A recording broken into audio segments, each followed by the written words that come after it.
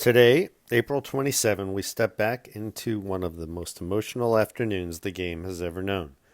Babe Ruth Day at Yankee Stadium in 1947. Picture it, the house that Ruth built, packed with 58,339 fans on a Sunday afternoon. The air is thick with anticipation, not just for a ball game, but for something bigger.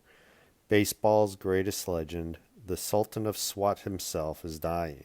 Throat cancer has stolen his booming voice and ravaged his once mighty frame. Yet Commissioner Harry Chandler declares this day National Babe Ruth Day across every major and minor league park, and even in Japan. The center of it all, right here in the Bronx. Dignitaries fill the field. Francis Cardinal Spellman, Commissioner Chandler, who gets loudly booed over the Leo DeRocher suspension. American League President Will Howridge, National League President Ford Frick, and a sea of players and press. A 13-year-old American Legion player named Larry Cutler introduces Ruth, saying, "From all of us kids, babe, it's swell to have you back." The Yankees are set to face the Washington Senators, but the real story isn't on the scoreboard. It's the man in the camel hair coat, leaning on friends for support, stepping out to face the crowd one more time. The roar hits him like thunder. Then Ruth steps to the microphone, his voice a hoarse whisper, and delivers these words that still echo through baseball history. "Thank you very much, ladies and gentlemen. You know how bad my voice sounds. Well, it feels just as bad. You know this baseball game of ours comes up from the youth. That means the boys. And after you're a boy and grow up to play ball, then you come to the boys you see representing themselves today in your national pastime. The only game, I think, in the world, baseball. The only real game, I think, in the world, baseball. As a rule, some people think if you give them a football or a baseball or something like that, naturally they're athletes right away. But you can't do that in baseball. You got to start from way down at the bottom when you're 6 or 7 years of age. You can't wait until you're 15 or 16. You got to let it grow up with you.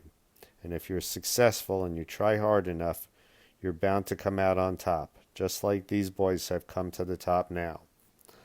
There have been so many lovely things said about me, and I'm glad that I've had the opportunity to thank everybody. Thank you. Simple, humble, pure babe. The crowd erupts again. The speech focuses on youth baseball and the pure joy of the game. Grown men wipe away tears. The Bambino, who hit 714 home runs, revolutionized the game and turned the Yankees into legends, stands there as a mortal, thanking everyone and preaching the gospel of starting young. Gifts pour in, a $5,000 Lincoln from Ford, a check from the Yankees, and the announcement of the Babe Ruth Foundation for Youth. Ed Barrow, his old manager, stays in the crowd. He never liked to cry in public. Ruth leaves after the 7th inning. On the field that day, the Yankees lose 1-0 to the Senators, shut out by Sid Hudson. The real victory, a nation of baseball fans united in love for the man who made the game bigger than any single player. It was only the second time in history every park honored one man, the first being Harry Wright in 1896. Babe Ruth would return to Yankee Stadium on June 13, 1948 for his number retirement ceremony. He passed away on August 16, 1948 at age 53. But on April 27, 1947, the game showed its soul. It reminded everyone that even giants need us, and that gratitude and memory outlast even the longest home run.